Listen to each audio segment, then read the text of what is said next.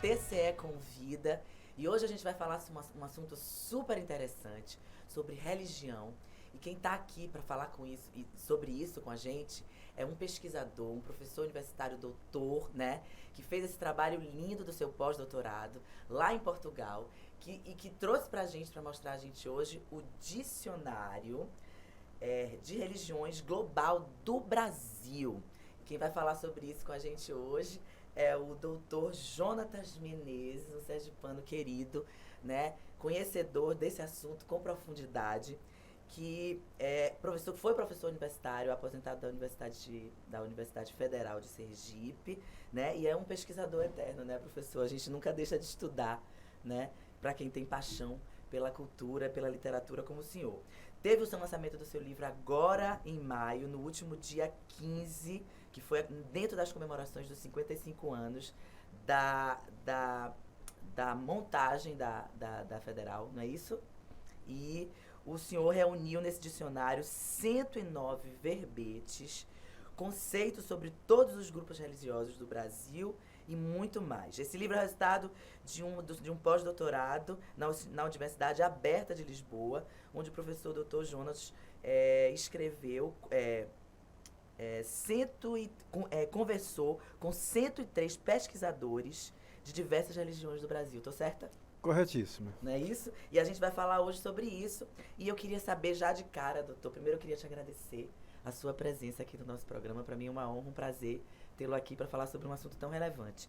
E vamos falar agora sobre qual a contribuição intelectual que o senhor considera importante com toda essa pesquisa que durou mais de 2 anos, não é isso, doutor? Primeiro agradecer, bom dia, agradecer o convite, para mim é uma honra muito grande estar aqui no TCE, para nós é maior, para esse programa. Foi uma surpresa, eu não sabia que o TCE tinha esse setor de comunicação tão produtivo, tão movimentado. Esse livro, na realidade, é o resultado de um trabalho de 4 anos. Sim. Porque foi um trabalho que eu trouxe de Portugal, iniciei em Portugal em 2017, quando estava ainda fazendo pós-doutoramento, mas os contatos já se iniciaram naquele ano.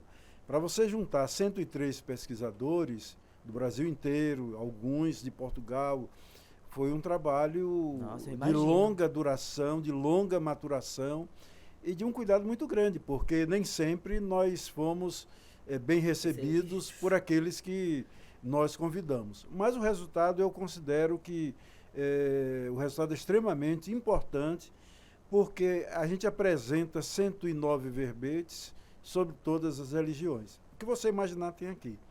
Você tem o catolicismo, super curioso, na verdade, dá uma olhada o catolicismo com a sua variedade de temáticas, o protestantismo tradicional, pentecostal, neopentecostal, há aqui religiões esotéricas, religiões afro-brasileiras, religiões orientais. Nós temos, e na diversidade que cada uma contempla. E nas novas que estão surgindo? Porque tem tanta coisa nova que está aparecendo por aí. Veja bem, os pentecostais e neopentecostais são os grupos que mais têm aparecido diversidade no Brasil, porque em cada ponto da cidade você tem uma igreja nova surgindo. É verdade. Nós não conseguimos, é claro, contemplar todo, porque são milhares de denominações. Mas aqui nós temos os principais grupos do pentecostalismo, Assembleia de Deus, Deus é Amor, Evangelho Quadrangular. Do neopentecostalismo tem Universal do Reino de Deus, Igreja Mundial do Poder de Deus, Renascer em Cristo, Internacional da Graça de Deus. E nós temos a diversidade dos outros protestantismos. O histórico, por exemplo, presbiterianos, batistas, anglicanos, congregacionais. E em cada grupo desse você tem variedades que foram surgindo e se consolidando no Brasil.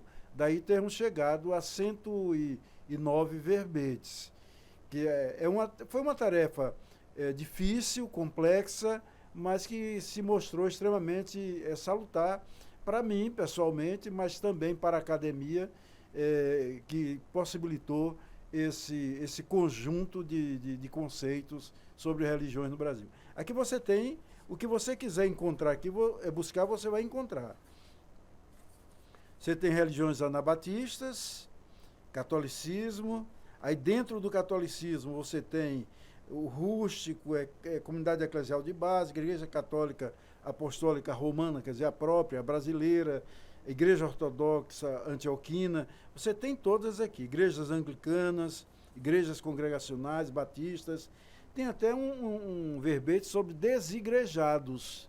Que coisa legal. Esses O que é que desigrejados, significa isso? na Me realidade, explique. são pessoas que hoje não se consideram pertencentes A nenhuma religião. a nenhuma denominação. A gente está pensando numa edição portuguesa em substituir esse verbete para incluir dentro desse verbete, além dos desigrejados, os católicos que se dizem católicos, mas que são e que se declaram também não praticantes. Então seriam desigrejados e não praticantes, para poder São contemplar... pessoas que não vão para a igreja. Que não vão para a igreja, mas se declaram Católicos. católicos ou se declaram protestantes. Os desigrejados aqui se referem aos protestantes, Sim. que não se sentem mais membros dessa ou daquela denominação. Mas é um verbete interessante porque no censo de 2010 esse número já havia crescido bastante e eu acredito que no censo de 2020, os dados estão para serem publicados aí muito em breve, eu acredito que esse número vai ser ainda maior.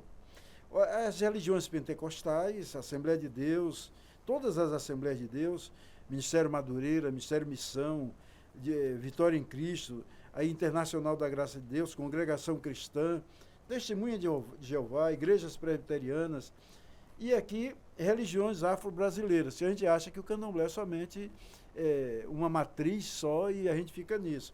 Mas tem Xangô das Alagoas, candomblé de caboclo, candomblé nagô, né? macumba, pagelança, tambor de mina, terecó, terreiros de egungun, Nossa, eu não sabia. umbanda, Xangô do Recife, catimbó Jurema. São 12 verbetes só sobre o candomblé, que a gente chama de religiosidade afro-brasileira. Aí tem as religiões esotéricas, um bom número, tem inclusive o xamanismo e neo-xamanismo, que é uma vertente mais indígena, mas que Sim. foi colocada aqui dentro. Religiões indígenas, religiões orientais, budismo, Igreja Messiânica Mundial, islamismo, judaísmo, shintoísmo, seichonoe, hinduísmo. Tem até 2 igrejas de inclusão LGBT. Que legal. Quais são? Quero até saber. Igrejas da comunidade metropolitana, Foram que fundadas de origem aonde? inglesa, aqui fundada nos Estados Unidos e trazida para o Brasil. Para o Brasil. Ela tem como sede São Paulo. E Fraternidade Universal das Igrejas da Comunidade, que é um pesquisador lá do Acre. Foi ele que escreveu esses dois Professor, verbetes. por que surgiu a ideia de fazer esse projeto desse livro assim? Na verdade. Esse projeto, da realidade, foi uma ideia do meu orientador no pós-doutoramento, que coordenou comigo essa tarefa. É o que veio para o lançamento no dia 15. José Sim. Eduardo Franco, que é professor catedrático da Universidade Aberta de Lisboa e da Universidade de Lisboa. Então, foi uma orientação dele. Eu fui para Portugal com um projeto sobre a Universal do Reino de Deus. Esse projeto não deu certo, porque naquela época, naquela oportunidade, a Universal estava em litígio com a imprensa, com o Estado português, e aí se negou a qualquer tipo de interação com o pesquisador.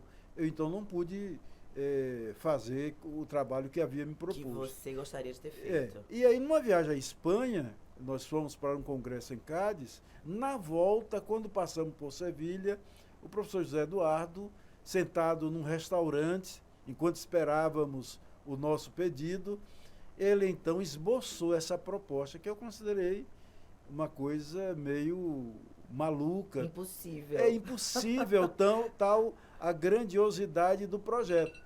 Ai, perdão. Mas eu topei a tarefa e, a partir daquela data, comecei a trabalhar. Eu elaborei o projeto, esse projeto eu encaminhei aos pesquisadores. A tarefa inicial foi essa: primeiro elaborar o projeto, depois encaminhar a possíveis pesquisadores nas diversas áreas. Na medida em que eles iam aderindo, nós íamos ficando felizes da vida com o resultado. E na medida que um aderia, Esse, então, Acabava passava... dando oportunidade para o outro falar, ele Olha, fez, eu vou fazer também. Por que você não convida fulano Sim. para fazer? E o caso do candomblé, por exemplo, uma colega da Bahia, a professora Fátima Tavares, ela foi quem preparou a tabela da religiosidade africana no Brasil. E a partir dessa tabela, porque inicialmente eu pensei na tabela do censo, mas só que o censo é muito limitado. Sim. Mas aí nós fomos expandindo cada vez mais, e quando dei conta, chegamos a 109 verbetes. Que coisa linda. Professor, e por que escolheu uma universidade portuguesa para realizar esse trabalho, que é tão importante para o Brasil, na verdade, muito mais do que para Portugal? Na realidade, Portugal foi o local onde ele nasceu, porque eu estava fazendo doutoramento também lá, e a convite de Zé Eduardo para a gente fazer esse projeto, desenvolver esse projeto, mas a ideia, os verbetes, um dos requisitos para o verbete era que ele tratasse dessa religião no Brasil. Eu não estou interessado no hinduísmo, prioritariamente a sua origem na Índia. Não, eu estava preocupado no hinduísmo no Brasil. Na influência que ele teve no Brasil. No Brasil. É claro que o autor, ele abria o verbete dizendo, olha, ele surgiu dessa forma, a origem é essa, e aí até chegar ao Brasil. Quando ele fazia diferente, eu então escrevia para o autor e dizia, olha, você tem que focar mais no Brasil, porque o nosso interesse é Brasil. Então foi assim com o hinduísmo, com o judaísmo, com o islamismo, que essas são religiões de caráter internacional, mas o nosso interesse era aqui. Eu escrevi sobre Testemunhas de Jeová. A minha preocupação era o Brasil, mas eu fui primeiro na fonte, saber onde surgiu as Testemunhas de Jeová, para depois, então, trazer para o Brasil. O roteiro foi quase sempre esse. É claro que um ou outro autor teimou e priorizou a origem mais internacional, mas sem deixar de tocar no Brasil. Por isso a escolha de Portugal. Agora, um detalhe é que essa universidade já tem convênio, parceria com a Universidade Federal de Sergipe. Há aqui em Sergipe, na Universidade Federal, uma cátedra chamada Cátedra Marquês de Pombal, que mantém interlocução com a Universidade de Lisboa, aberta, e a Universidade de Lisboa, que são duas universidades distintas, com a Universidade Federal de Sergipe. E eles promovem eventos anualmente, às vezes mais de uma vez no ano, tem evento entre as duas universidades. E como você vê essa importância dessa troca de conhecimento português com o Brasil? A internacionalização das universidades é uma necessidade fundamental.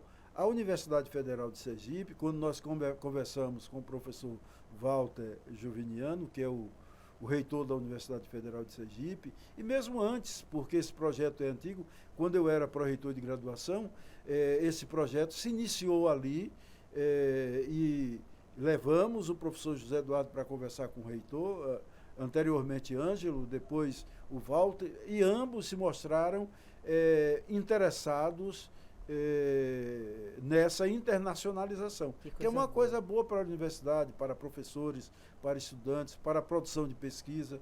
É algo assim muito interessante. Até porque a nossa história está completamente interligada com a história sobretudo deles, com né? Portugal. Pois é, sobretudo, exatamente. E há a possibilidade do senhor lançar esse livro também lá em Portugal? Bom, a informação que eu tive quando da vinda do professor José Eduardo, porque aqui é a Universidade Aberta de Lisboa, a Universidade de Lisboa e a Universidade Lusófona de Lisboa, que é uma universidade privada. As duas primeiras são públicas e a Lusófona é uma universidade privada.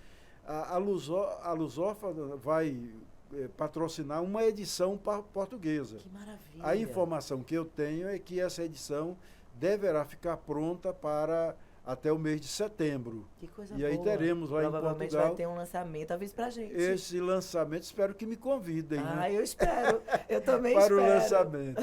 Mas haverá. E nós estamos nos propondo a nacionalizar a publicação. Porque essa publicação ela tem um caráter muito mais regional. Aqui no estado de Sergipe, porque foi patrocinada pela Secretaria de Estado da Educação, a editora da Secretaria de Educação, que produziu 1.000 exemplares, 700 exemplares ficaram com a Secretaria, que distribuiu nas bibliotecas das escolas de todo o Estado.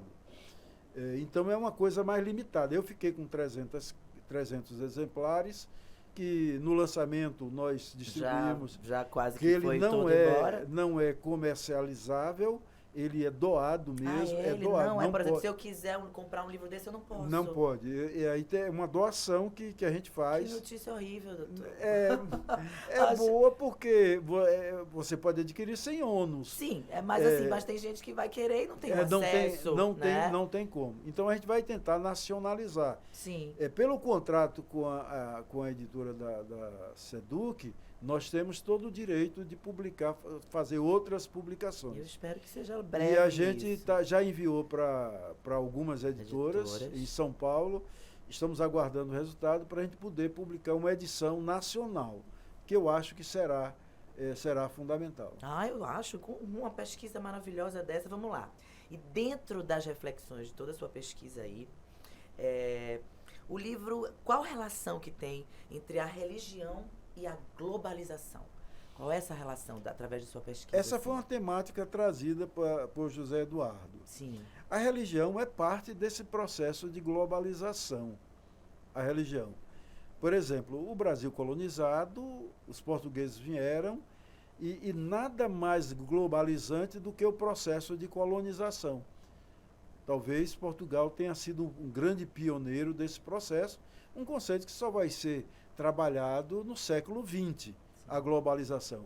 Mas o movimento das grandes navegações foi o caminho para essa globalização, porque a Europa pôde conhecer outros mundos, outras terras e levar... outros mundos pôde conhecer a Europa. E aí você ter toda uma interação. Sim. E as religiões, elas começaram então a interagir.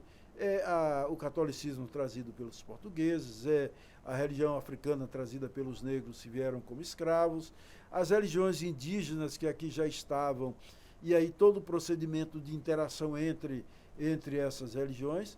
E, na sequência, nós aí tivemos a Reforma Protestante já no século XVI e as religiões fruto da Reforma Protestante que vieram para o Brasil. Para você ter uma ideia dessa interação globalizante da religião, quando o protestantismo histórico veio para o Brasil no século XIX, a partir da segunda metade do século XIX, eles vieram com a ideia bem estabelecida de que o Brasil não era um país cristão, mesmo já sendo colonizado há mais de 300 anos por católicos. Sério? Por que eles tinham essa percepção? A ideia contida na chamada teologia do Manifesto, que pregava que o catolicismo não era cristão e, portanto, o Brasil precisava ser teologia do destino manifesto. Portanto, o Brasil precisava ser catequizado, ser transformado num país cristão por meio do protestantismo. Que considerava que todos os 350 anos de colonização católica não nos transformaram em cristãos. Mas o protestantismo americano e europeu fez isso aonde ele chegou. Ele desconsiderava. Imagina, então, qual era a visão dele em relação ao candomblé, em relação à religiosidade indígena. Isso é o que a gente vê, os preconceitos que a gente vê aí tudo hoje, né? Mas dentro de tudo isso, por que o senhor considera o Brasil o maior laboratório de religiões do mundo? Até eu achei, eu pesquisando sobre a nossa entrevista, eu tomei um choque quando eu vi essa informação. Eu não sabia que o Brasil era esse laboratório todo de religiões. Mas o Brasil é uma efervescência permanente de novos grupos. Na realidade, isso se dá porque o Brasil mantém, há muitas décadas, uma liberdade religiosa no extremo. Eu diria que a nossa liberdade religiosa no extremo. Você vai ouvir aqui e acolá algum grupo religioso alegar o risco de perseguição religiosa no Brasil. Isso tudo é uma coisa para justificar determinadas ações. Determinadas ações. Porque, no fundo, nós não temos qualquer... intolerância. Se quiser, Eu, se quiser, amanhã, eu alugo uma garagem. Antes disso, eu vou fazer um estatuto, registro num cartório, me autodenomino pastor, dou um nome à minha igreja e me instalo em uma garagem ou num galpão, em qualquer lugar. E rapidamente lota. É impressionante. Aí vai depender do carisma, do de, carisma de quem quem vai abrir. Exatamente. Mas é por isso que o Brasil é essa efervescência. Talvez o Brasil só não seja tão liberal em termos de religião como os Estados Unidos. Sempre eles foram muito liberais nesse sentido. Mas nenhum país da América Latina, por exemplo, tem a liberdade religiosa que o Brasil tem. Ô Jonas, o que você acredita que o brasileiro é tão fácil de adentrar nessas novas religiões, assim, por exemplo? Por que você acha o brasileiro tão receptivo a essas coisas novas? Nós temos muita coisa para responder que justificaria isso. É possível que alguém diga, não, porque o Brasil é um país pobre, miserável, carente. Não tem conhecimento, é fácil de ser enganado, o povo é fácil de ser enganado. Analfabeto, ou semi-analfabeto, ou semi-alfabetizado, tudo isso seria justificativas. Mas essas teses caíram por terra, porque você vê que as religiões neopentecostais, que apelam para esse emocional, têm dentro dos seus grupos, dentro das suas igrejas, personagens da elite, sociedade, né, brasileira que fazem parte da elite. Se você pegar a Assembleia de Deus Vitória em Cristo, que é do Silas Malafaia,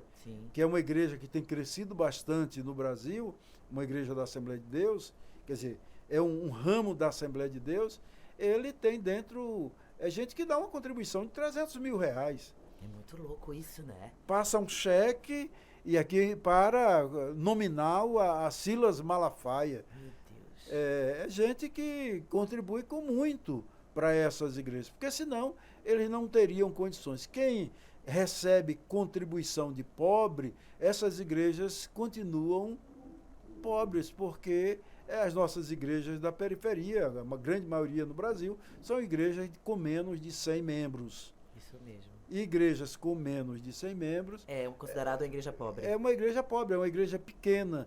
É uma igreja pequena, portanto, os pastores ganham pouco.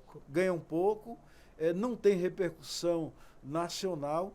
Quem aqui cresce são os grandes grupos. Quais são esses grandes grupos? Primeiro a Universal, depois a dissidência dela, que é a Internacional da Graça de Deus, que é do R.R. Soares, depois a Igreja Mundial do Poder de Deus, que é do apóstolo Valdemiro Santiago. Essas três são as três maiores, e você tem outras do mesmo ramo, a Renascer em Cristo, também uma igreja grande, Sara Nossa Terra, essas outras igrejas que fazem parte desse mesmo grupo, que comungam de ideias, de paradigmas mais ou menos próximas. Mas eu não entro... E todas essas aí que você falou, a gente pode chamar de igrejas evangélicas? Esse é outro debate que está agora muito na moda, porque os evangélicos são os antigos protestantes. São denominações que foram sendo construídas e desconstruídas ao longo do tempo. Inicialmente protestantes, quer dizer, originários da Reforma, depois grupos que se popularizaram e passaram a ser tratados mais pelo conceito de evangélicos. Aí vem os pentecostais, a partir de 1910, depois os neopentecostais a partir da década de 70, e aí começou a se criar uma celeuma, um debate, uma discussão. Os grupos mais tradicionais não aceitam muito a tese de serem comparados com aqueles que são da Universal, que são da Mundial do Poder de Deus, porque consideram que eles não sejam evangélicos. Mas esse é um debate que não leva a muita coisa. No fundo, eles são de origem, de matriz protestante. Eu digo matriz porque, se você pegar uma e outra, você vai ter uma matriz, que é comum a todas elas. Agora, em cima dessa matriz, eles foram construindo As novos normas produtos. e tudo, né? Novos produtos. E aí, uma é mais da teologia da prosperidade, outra é mais da guerra santa contra o demônio, outra é mais da cura divina, e outras que englobam todos esses paradigmas nas suas práticas. E as outras que não eram, como o protestantismo histórico, por exemplo, e até o catolicismo, eles foram absorvendo essas teses. Você tem a renovação carismática da Igreja Católica, que é pentecostal. E você tem presbiterianos, congregacionais, anglicanos, batistas, que se renovaram adotando os paradigmas da igreja pentecostal antes odiada. No dicionário, essas relações, assim, essas ligações entre uma religião e outra, fica clara, assim, nesse seu trabalho? Olha, a gente tem na introdução, fui eu que escrevi a introdução, eu tento mostrar que há essa interlocução, uma necessária transmutação de valores quando ocorre essa simbiose entre esses diversos grupos, mas os verbetes... Você não faz uma ligação, não. Mas assim, quem entende, quem vai aprofundar no assunto vai entender essas ligações. Ou vai ter que buscar outras fontes para poder discutir melhor. Porque o verbete, um dicionário, ele tem um conhecimento que é enciclopédico. Sim. O conhecimento enciclopédico, ele é resumido. Informação básica. É uma informação básica. Sim. Se você abrir aqui e pegar uma igreja adventista, por exemplo, eu abri aqui na igreja adventista... É como se fosse um resumo. É um resumo de cada grupo desse. Sim. Se você quiser se aprofundar, você vai ter que buscar alguma coisa que tenha se dedicado com mais intensidade. Simplesmente aquele assunto, né? Pois é. Vamos lá, professor. E você vê o papel da religião como algo positivo ou negativo no processo de humanização do planeta? Isso é uma discussão bem louca. Veja bem, nas minhas pesquisas para o mestrado e para o doutorado, para o mestrado eu trabalhei com a participação política da Assembleia de Deus no estado de Sergipe, a partir de 1984, e no doutorado eu me debrucei sobre os pentecostais e neopentecostais e as curas divinas. Eu tentei sempre trabalhar uma visão positiva da religião, porque eu vou lá dizer o seguinte: olha, eu estou trabalhando aqui, eu sou um pesquisador, eu sou religioso, mas eu sou... Qual é a sua religião? Eu sou protestante. Eu sou presbiteriano. E a minha preocupação não é com essa ou aquela religião. A minha preocupação é em tentar mostrar o que eles fazem. E eu até cito uma autora, uma antropóloga, que diz o seguinte: o antropólogo não pode se imiscuir em questão de fé. A fé é fé e é fé de cada um. Eu vou tentar mostrar. Agora, se você pegar os autores clássicos, como Marcel Mauss, Emile Durkheim, Goethe, esses autores, eles trabalham nessa perspectiva. Eles não pensam a religião como alguns acham que Marx pensou, que a religião é o ópio do povo. É o ópio do povo. Não, a religião não é simplesmente o ópio do povo. Ela pode ser o ópio do povo? Pode ser. Mas ela não é simplesmente o ópio do povo. A religião, ela vai ser utilizada pela maioria da população. 109 verbetes não é da minoria da população. De jeito nenhum. 109 verbetes é da maioria da população.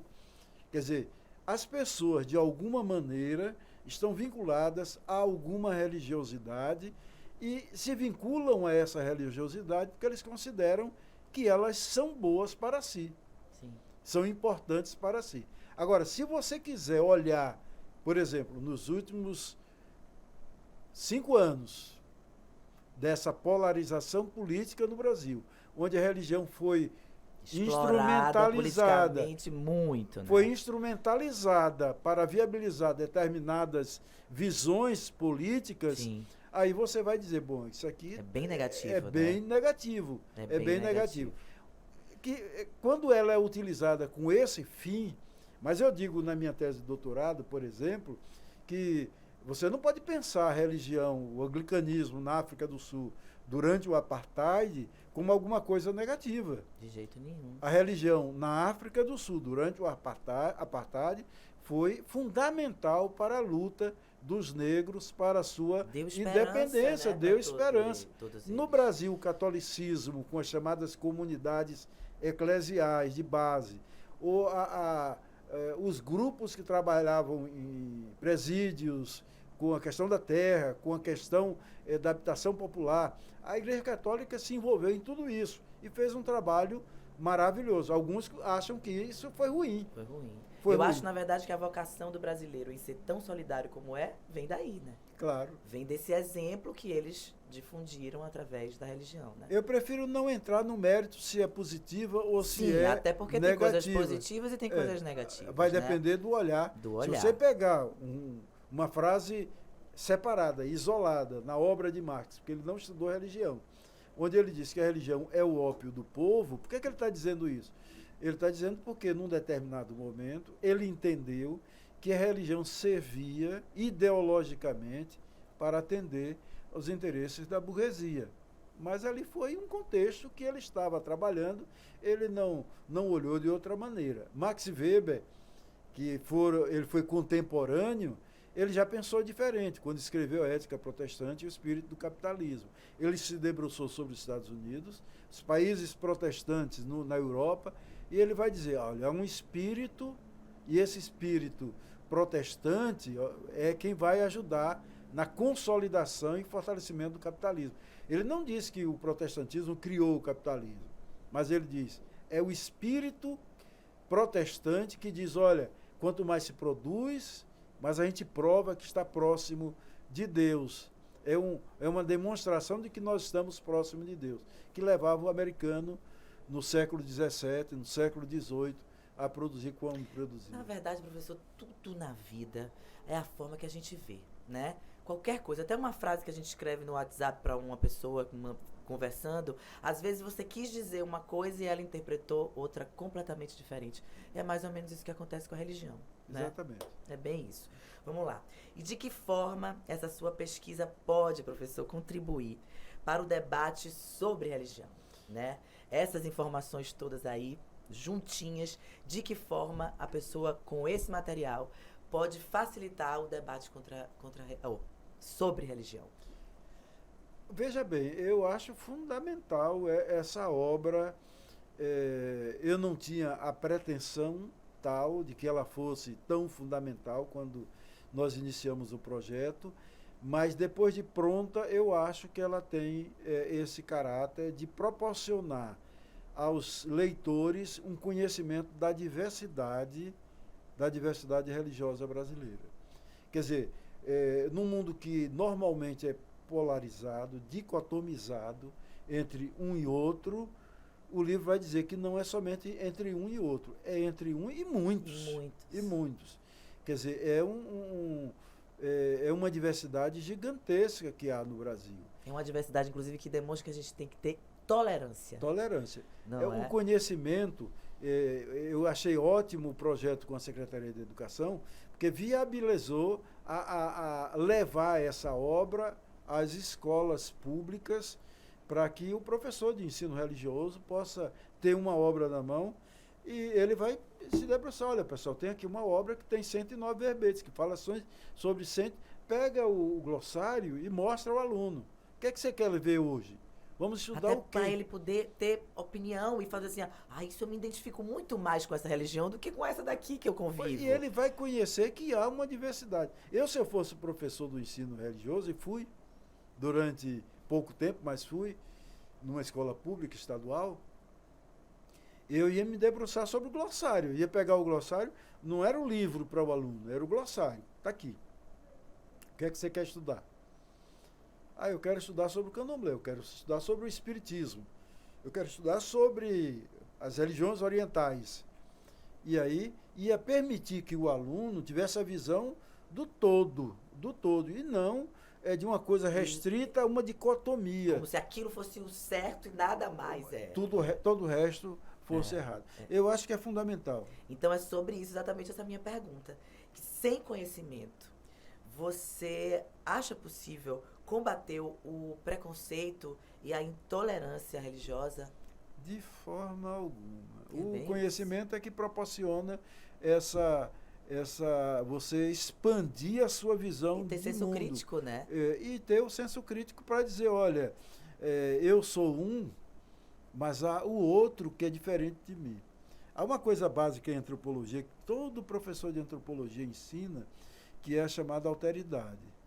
A alteridade é a capacidade que cada um tem de olhar o outro e não tentar ver no outro você mesmo, como se o outro fosse um espelho. Quer dizer, a antropologia, a sociologia vai nos permitir isso. Nós vamos ter a capacidade de olhar o outro sem que o outro seja um espelho. O senhor consegue fazer isso como antropólogo? Olhar o outro e não julgar, não, né?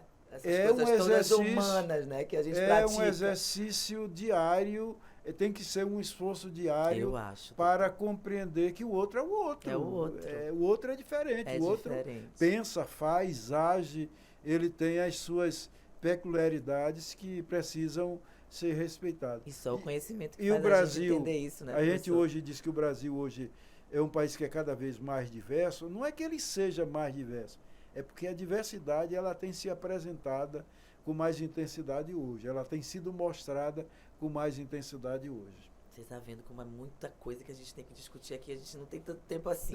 Mas olha, uma coisa importante para finalizar é que eu vi que o senhor já falou aqui no início que esse livro não está disponível para venda por enquanto, né? Explique para as pessoas melhor o porquê isso e como elas podem conseguir esse material, né?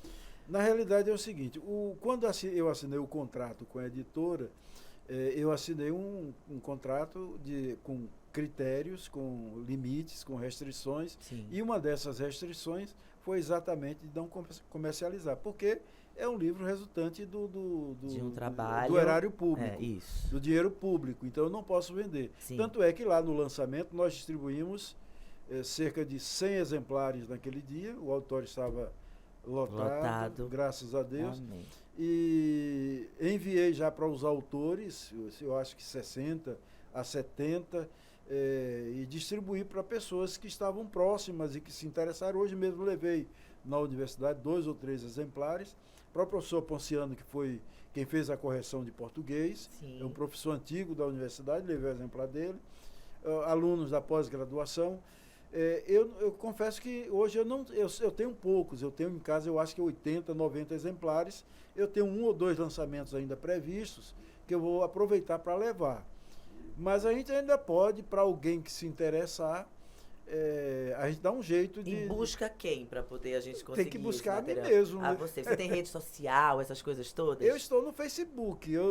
Pronto, a gente vai colocar aí tudo bonitinho para vocês quem se interessar, né? Esse aqui eu trouxe para mostrar, mas eu vou entregar. Eu não sei deixar com você. Eu espero que seja para mim. Então eu deixo para você. Espero que seja para mim, porque eu estou muito curiosa mesmo. Eu vou deixar então para você esse exemplar. E já digo, amigos, olha, o meu eu empresto para vocês, tá? Ai, professor, olha, eu gostei muito do nosso assunto. Eu sei que a gente poderia ficar aqui falando horas sobre isso, porque tem muita coisa para se falar, né? Mas eu sei que a gente vai ter outras oportunidades, que o senhor não vai parar. Eu sei que pessoas como o senhor, assim, que gostam de ler, de estudar, de se aprofundar nos assuntos, vai ter muita contribuição ainda para dar pra gente, né? E eu espero que esse livro seja um sucesso, que leve você para Portugal, para o Brasil inteiro, para o mundo, que seja muito bom pra gente. Muito obrigado. Obrigado pelo convite, foi um prazer estar aqui com você. Pra mim foi demais. também gostei muito da conversa, foi muito agradável. Eu também adorei, viu? Muito obrigada, professor, e eu espero que você tenha gostado também aí de casa. E a gente se vê na próxima semana com mais um TCE Convida. Tchau, gente!